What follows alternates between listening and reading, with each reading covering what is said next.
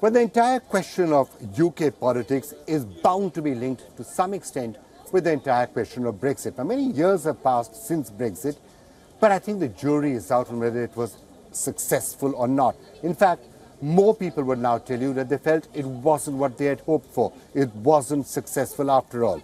And why do I say that? Well, partly because of the economy. People had thought there were going to be economic benefits to Brexit. Certainly didn't happen.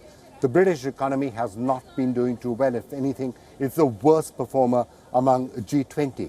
So that didn't completely happen. Immigration hasn't completely stopped. So why was Brexit done? Why is Britain having to pay that £140 billion that many people feel has been the price tag, the annual price tag of Brexit? Well, here's how I look at the entire Brexit question and how it could affect politics here in Great Britain.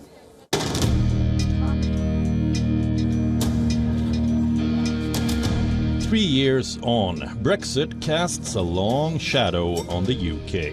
To begin with, an increasing number of people want a second referendum. From January 2020 to April 2023, an increasing number of people believe that Brexit was a wrong decision. This number stands at 53%, while 33% think this was the right decision. 14% are still struggling to figure out where they stand. As a matter of fact, Britain now has the slowest growth rate among G7 countries. As per IMF forecasts, this will further shrink. A close look at the trade sector brings with itself three alarming facts. 1. The UK economy is less open to trade after Brexit. The trade openness of UK, which is measured as the ratio of trade relative to gross domestic product, has fallen by 8 percentage points. 2. Export declarations that businesses have to fill have tripled, while import declarations have increased by 50%. 3. Post-Brexit investment levels of UK are over 30% lower than its usual rate. If we talk about cost of living, the post-Brexit era in the UK has made things way worse. It has added 6% to Britain's food bills. Brexit boosted Britain's average food bills by £210. That is $254. The job sector isn't suffering less. Millions of British jobs were linked to Europe. As a result of Brexit, jobs were put in dire straits. There are 330,000 fewer workers in the UK, meaning they are jobless. Sectors such as transport, hospitality, and retail have been particularly hard hit. Lack of workers has resulted in various kinds of shortages. It has disrupted supply chains. These in turn have pushed up bills for customers. As per reports, this downward turn is set to deepen in 2023. So, has Brexit fared any well for the UK? Or is regret already setting in?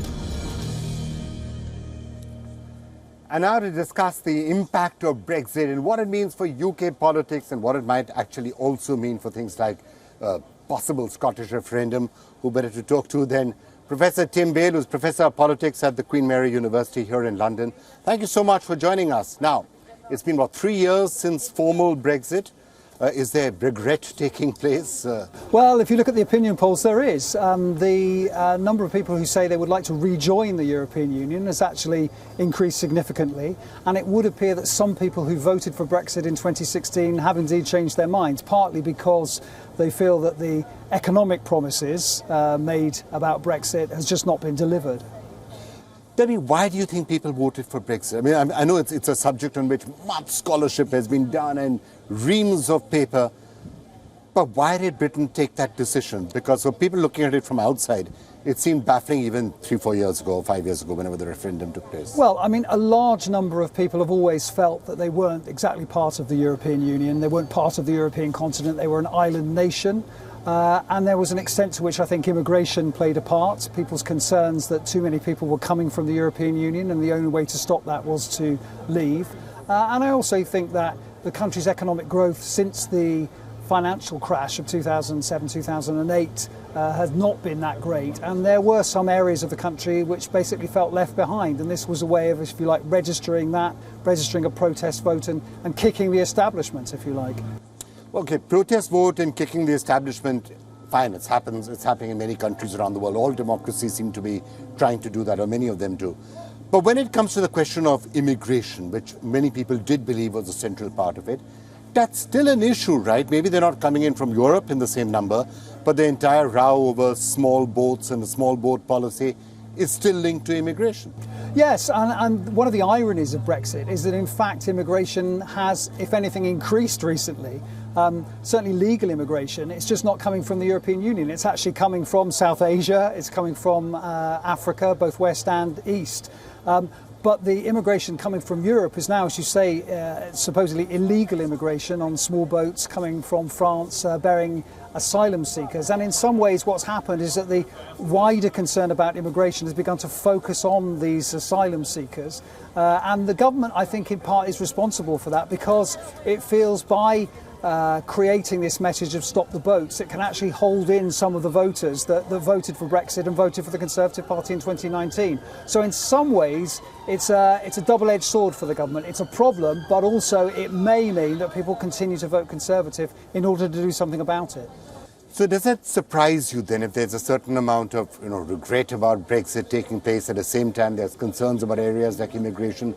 Does it then surprise you that the Labour Party seems to be doing as well as it is? Because it's almost contradictory, right? Labour's often been seen as being more pro-immigration and issues like that? Yeah, I mean, Labour's been very careful, I think, not to say too much about immigration. It wants to avoid that as an issue if it can, and it certainly isn't saying very much about Brexit either, because it realises that some of the voters it wants to get back still do feel quite strongly about those kind of sovereignty issues.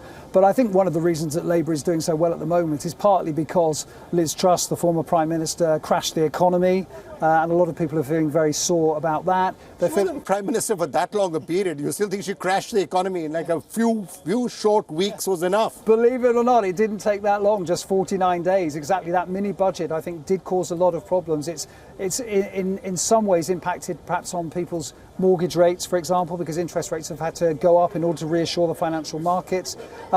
And obviously we have a cost of living crisis here to which she didn't provide a solution, and of course nor did Boris Johnson. And then there are the complaints about the way that Boris Johnson ran number 10 Downing Street, Partygate, etc. So there are quite a few reasons why, even if the opposition isn't particularly inspiring or doing particularly well, the government is so unpopular that it's bound to redound in Labour's favour. All right, how's Rishi Sunak himself doing? I mean, coming from India, we always have a certain interest in saying he is, of course, of Indian origin, so we always have some interest in whether he's doing a reasonable job of governing. Well, one thing you can say about Rishi Sunak is he's more popular than his party. That's quite a low bar at the moment because the Conservative brand is more popular than the Conservatives in general. Yes, and I think the Conservative Party is hoping that there will be some kind of halo effect, that he will pull up their ratings. It doesn't look, given the recent local elections, as if that really has been the case. But I think, compared to someone like Liz Truss or indeed Boris Johnson, he is seen as more competent, more reliable and probably more ethical than they are. So, I think he's done the Conservatives some good, but whether he can do them enough good to make much difference to the next election, I think is another matter. All right. Professor Tim Bell, thank you so much for joining us. Thank you.